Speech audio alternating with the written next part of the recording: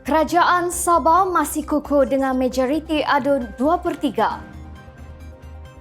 大家好，欢迎收看 BTTV 新闻，我叫 Beverly Anasa Salim。Di sebalik kabar angin yang menyatakan kerajaan Sabah akan tumbang, hakikatnya kerajaan negeri masih kukuh dengan majoriti 2/3 ahli Dewan Undangan Negeri.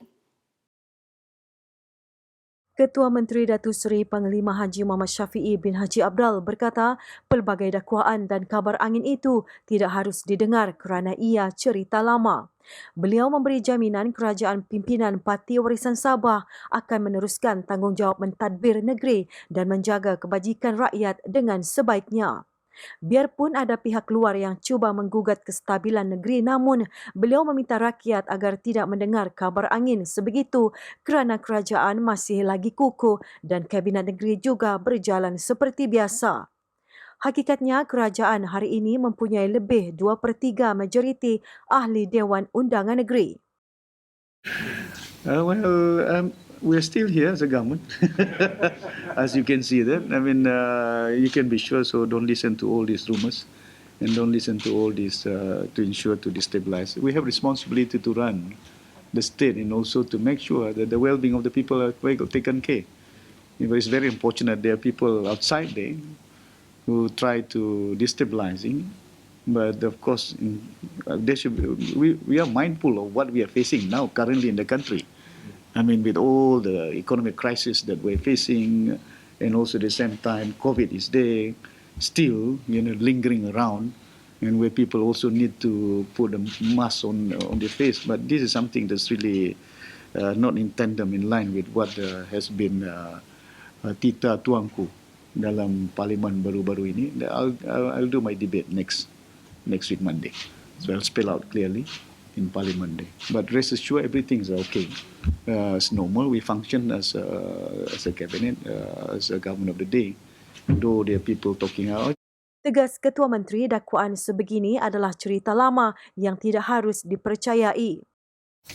Jadi saya harap rakyat bertenang di peringkat negeri Sabah, jangan bimbang, jangan dengar sangat cerita-cerita dan juga perkara ini. Kalau kita dengar apa yang mereka nyata, daripada awal, semenjak diorang ambil alih, tinggal satu hari raya dulu akan berlaku perubahan. Hari raya itu akan berlaku perubahan. Tapi saya yakin Sabah ini bukan macam negeri-negeri lain. Ya, saya ada ketahanan, ada dari segi nilai-nilai budaya kita yang inginkan perubahan. But it's a good sign.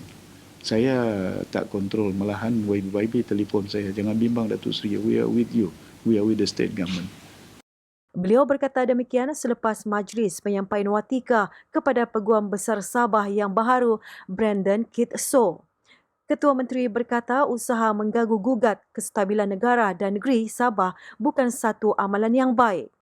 I just visited TYT just now because it's a normal kind of practice where before the cabinet that the chief minister will convey message, try to sort out all things, report to him what is happening, how the development of the state. That is normal every week, guys. Before the cabinet meeting kita jumpa TYT, maklumkan ini perjalanan kerajaan yang ada pentadbiran dia. Kerajaan Sabah masih memiliki 45 kerusi termasuk adun dilantik, manakala blok pembangkang mempunyai 20 kerusi termasuk seorang adun dilantik. Dun Sabah mempunyai 65 kerusi termasuk 5 kerusi adun dilantik. Mengenai usaha memujuk adun Sabah untuk beralih sokongan sehingga mengganggu privasi mereka, Ketua Menteri mahu perkara itu disiasat dengan teliti. Datuk Seri Muhammad Syafiee yang juga Presiden Parti Warisan Sabah mahu siasatan menyeluruh dilakukan terhadap tindakan pihak tertentu yang mengganggu-gugat ketenteraman wakil rakyat kerajaan Sabah. Of course, there are people who try to buy. Enough is enough lah. People doesn't want to be bought. They are not for sale, I mean, what sort of cultures that we have here? If we believe in democratic processes, We have the government of the day, and it's more than two-thirds majority that we have in Sabah. Beliau berkata laporan polis telah dibuat dan diharap siasatan terperinci akan dilakukan bagi mengenal pasti siapa yang menghantar dan menyuruh mereka untuk mendesak serta mengugut wakil rakyat kerajaan. Perkara ini bukan berlaku sekali sahaja, malah sudah berlaku berulang kali sehingga mengganggu gugat ketenteraman individu. Pihak-pihak ini dah pun buat laporan polis. Ya, pihak-pihak ini dah pun menyatakan bahawa mereka ditemui ada yang masuk dalam rumah pun. Well, kalaupun nak masuk dalam rumah, you have to have a proper warrant. What is it for? It's not only once. Banyak kali dah ganggu gugat ketenteraman seseorang.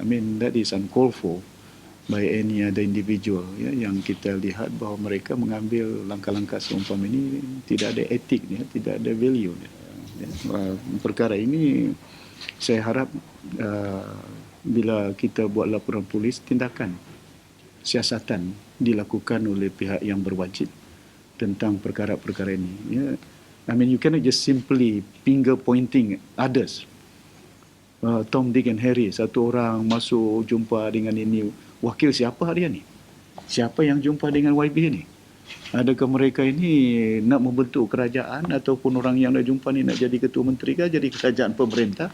I'm quite sure there are certain quarters behind them. We want to. That's why when saya tengok laporan polis dah dilakukan dan saya minta disiasat to the detail part of it. Siapa yang hantar mereka, siapa yang suruh mereka, desak, intimidate, harass YB yang ada, ya, untuk nak supaya dipujuk. Ketua Menteri berkata negara ini mempunyai undang-undang dan tindakan mengganggu ketenteraman wakil rakyat sehingga datang ke rumah mereka perlu disiasat dan tidak boleh dibiarkan begitu sahaja. Dan ini ada undang-undang. Mesti ada proses undang-undang. We cannot just leave it like that. Kalau ada seumpama ini, ianya boleh menjejaskan ketenteraman keadaan bukan hanya di peringkat negeri, di peringkat negara kita. Ya. Kalau atas kehendak keredaan mereka, tak jadi masalah. Kita tak mau paksa. Limus nak masuk, masuklah. James Ratib nak masuk, masuklah. Saya bukan ada paksa. Kita bukan main paksa. We don't intimidate people. That sort of practice yang kita ada, amalan kita lakukan, pastikan bahawa perjalanan undang-undang, dan saya berharap pihak yang wajib akan membuat siasatan lanjut tentang perkara ini dan kita nak lihat bagaimana, apa finding mereka. Ya. Ke arah mana, siapa yang sebenarnya yang menyuruh mereka, ya, yang telah pun membuat desakan, ya, seumpama itu. Beliau tidak menafikan ada cubaan membeli adun, namun jika orang itu tidak mahu dibeli, cukup-cukuplah. Adun bukan untuk dijual kerana ia amalan tidak sihat. Mengenai perancangan memperluas sayap parti sebagai parti nasional, Muhammad Syafiee berkata perkara itu belum diputuskan di peringkat parti kerana ia perlu dibincangkan dalam majlis presiden. Namun jika dilihat dalam sejarah parti Sabah, biarpun parti itu parti tempatan tetapi mereka masih bertanding di luar Sabah. Ketua Menteri turut membidas kenyataan Datuk Dr. Jeffrey Kitingan yang mendakwa kononnya wakil rakyat kerajaan Sabah disembunyikan. Why do you want to listen to these people? What for I don't hide him. They're moving around. They can just go to the shop lots. My God, I don't micromanage the people on the ground. They're just, but don't let them confine people lah. You accusing me of hiding my people, but they try to lock up, they try to confine people, they try to harass people. That's the reality. People doesn't want. You have seen through the blogs and media social, people said enough is enough lah. But that is intimidation, and that is harassment. That is quite clear. I'm not hiding. Why do I hide my people? I'm not hiding them. Where are they? I just arrived yesterday from KL. I went to had a meeting. I was in Parliament, so. Where do I have these people?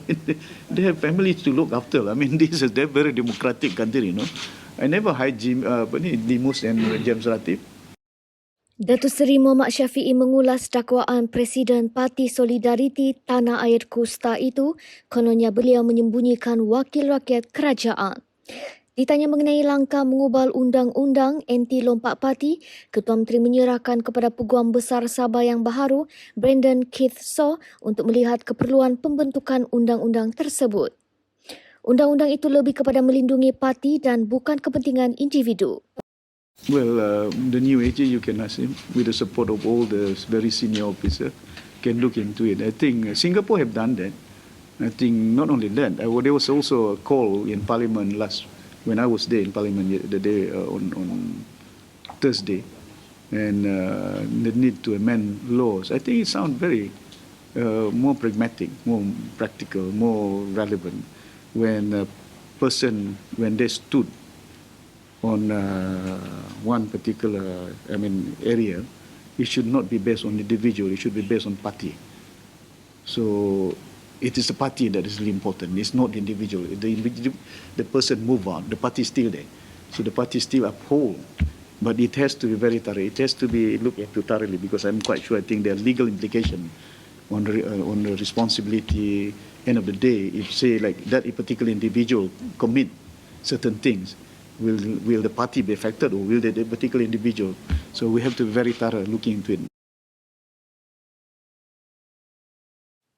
Dua adun kerajaan, Jamawi Jaafar Kemabong dan Kenny Chua Inanam, turut menyatakan komitmen untuk terus kekal bersama parti dan menyokong kepimpinan Ketua Menteri Datuk Seri Panglima Haji Muhammad Shafie bin Haji Abdal. Jamawi mengakui dirisik dan dilamar oleh pihak tertentu berkaitan isu politik Sabah bagi mengubah sokongan kepada kerajaan baharu. Bagaimanapun, Jamawi menyatakan bahawa beliau tidak akan mengubah sokongannya dengan melompat ke parti lain. Katanya tawaran itu datang sejak bulan lalu lagi. Risikan dan lamaran memang ada, hati kena kuat, sejak awal Jun lalu dirisik, katanya ringkas. Sementara itu diminta mengulas berhubung kabar angin beliau disenarai sebagai Menteri Pembangunan Luar Bandar dalam Kabinet Bayangan yang dipimpin Tan Sri Musa Aman. Jamawi menganggap dakwaan itu sebagai kerja budak nakal. Kenny yang juga pembantu Menteri Kewangan pula dilaporkan berkata beliau telah menandatangani akuan bersumpah atau SD menyokong kepimpinan Datuk Seri Muhammad Shafie. Katanya beliau setia kepada parti dan tidak ada niat untuk meninggalkan Parti Keadilan Rakyat PKR. Peguam Besar Sabah yang baharu, Brandon Keith Saw, bersedia menggalas tanggungjawab meneruskan perjuangan bagi menuntut hak-hak Sabah yang termaktub dalam Perjanjian Malaysia 1963. Brandon 43 berkata beliau akan terus berpegang kepada undang-undang yang termaktub dalam perlembagaan negeri dan persekutuan serta terus membantu memberi nasihat perundangan kepada kerajaan Sabah. Katanya jawatan kuasa pembaharuan Undang-Undang Sabah akan melihat keperluan melakukan pindaan terhadap undang-undang negeri sedia ada termasuk berkaitan alam sekitar, ordinan tanah dan pengurusan bangunan. Antaranya ialah undang-undang dalam pengurusan bangunan bertingkat yang sangat penting dalam mempercepatkan proses pembelian rumah serta perolehan sijil menduduki atau OC. At the moment we have something called the Subsidiary Title Enactment, which regulates from the time of completion to the time there's handover to the Management Council for multi-storey development, whereby the owners themselves can decide how to manage the common properties. Now there's usually a long delay between the point of getting an occupation certificate, OC, and then the actual handover. So I think one of the things which is very important for the rakyat is that we need to expedite that process. Brandon ditemui selepas Majlis Penyampaian Watika pelantikan Peguam Besar Sabah baharu di Kota Kinabalu pagi tadi. Tambahnya meluluskan sesuatu undang-undang dan melaksanakannya adalah perkara berlainan yang perlu dilihat agar praktikal dan relevan dengan keadaan semasa. Menyentuh mengenai keperluan mengubal undang-undang anti lompat, Brandon berkata ini membabitkan polisi kerajaan yang memerlukan kelulusan Kabinet Sabah.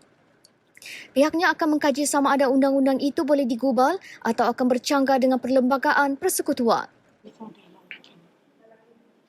The process will take some time because, as you're well aware, there was a federal court case which had actually decided that the anti-hop law in Kelantan contravened the federal constitution because there was the freedom of association is a fundamental right.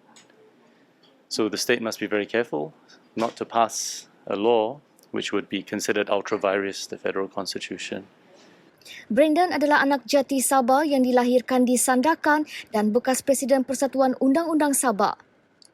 Beliau juga bekas graduan University of Leeds, England dan Insof Courts of Law bagi kursus vocational guaman. Kini beliau adalah rakan kongsi pejabat guaman Messrs Ronnie Chem & Co, Kota Kinabalu. Benarkah aktiviti cari gali di Telaga Minyak Sabah adalah untuk mengumpul dana UMNO?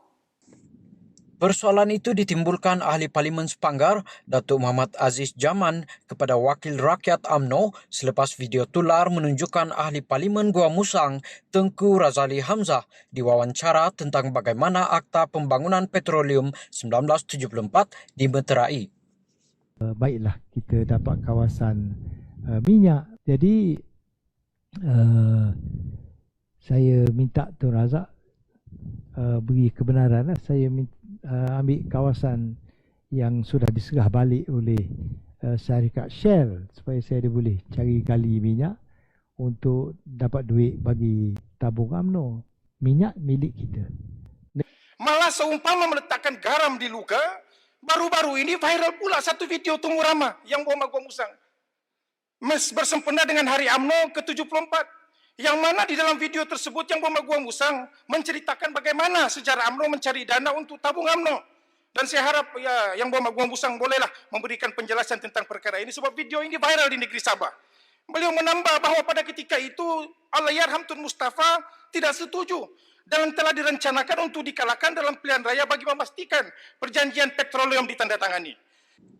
Muhammad Aziz berkata video berkenaan seolah-olah memberi gambaran kenapa selama ini tuntutan royalti minyak Sabah tidak pernah ditunaikan kerana wang itu dimanfaatkan oleh pihak tertentu. Bagaimanapun, Muhammad Aziz berkata beliau akan mencari rakaman penuh video itu untuk mencari kebenaran jika betul dirakam semasa wawancara Tengku Razali sempena Hari UMNO ke-74 ataupun tidak. Melalui rakaman ini mungkin kita boleh justifikasikan mengapa tuntutan royalti minyak untuk Sabah itu perlu direalisasikan. Kerana jika telaga minyak Sabah telah dijadikan sebagai sumber tabungan UMNO, ianya cukup melukakan hati rakyat Sabah pada ketika rakyat Sabah sehingga ke hari ini masih tersenarai sebagai di antara rakyat termiskin di Malaysia. Dalam video berdurasi 4 minit 48 saat itu, Tengku Razali berkata cadangan melakukan cari gali minyak timbul ketika beliau sebagai bendahari UMNO pada masa itu sedang mencari alternatif lain untuk mengisi tabung UMNO selain daripada derma politik dan saham. Katanya beliau kemudian berjumpa dengan bekas Perdana Menteri Tun Abdul Razak untuk mengemukakan cadangan berkenaan dan meminta kebenaran. Menurut beliau, bekas Ketua Menteri Sarawak ketika itu bersetuju dan mencadangkan agar negeri itu diberikan bayaran tunai 5%, namun dibantah oleh bekas Ketua Menteri Sabah, Tun Mustafa Datu Harun. Berikutan itu katanya UMNO kemudiannya menubuhkan Parti Berjaya di Sabah untuk menjatuhkan Mustafa bagi memastikan perjanjian cari gali minyak itu dimeterai. Cuma Sabah tak setuju. Sabah, saya pergi ke Sabah. Tun, kawan baik saya, arwah Tun Mustafa, suruh saya ni masuk dalam kapal terbang balik ke Kuala Lumpur. saya tak nak rondeng soal minyak dengan you, dia kata. Ini Sarawak punya, Sabah punya. Kerana Mustafa marah kat Tun Razak. Itulah yang kita tubuhkan Berjaya, Parti Berjaya. Jatuhkan Tun Mustafa kerana nak sayang minyak ni. Saya dan beberapa orang lah tubuhkan Parti Berjaya, pujuk Donald Stephen jadi ketua, jadi presiden, lawan Tun Mustafa, kita menang, kita sign agreement. Selesai masalah. Selesai masalah. Sebab Petronas buat untung 90 bilion tiap-tiap tahun untung. Tindakan penduduk membantu pihak berkuasa dalam mengekang pencerobohan pendatang asing tanpa izin parti di Kampung Batu Payung, Tawau Kelmarin wajar dihargai.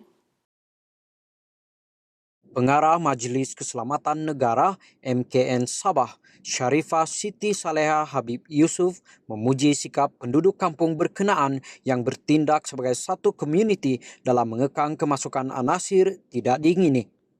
Katanya tindakan itu membuktikan bahwa masyarakat juga sadar peranan untuk bersama menjaga kedaulatan dan keselamatan negara. Kejayaan itu juga menunjukkan pendekatan melalui platform pembabitan rukun tetangga sememangnya berkesan dalam membantras jenayah termasuk kehadiran Pati. Tambahnya pembabitan penduduk kampung wajar diperkasakan lagi dengan bantuan dan kolaborasi dari agensi penguatkuasa.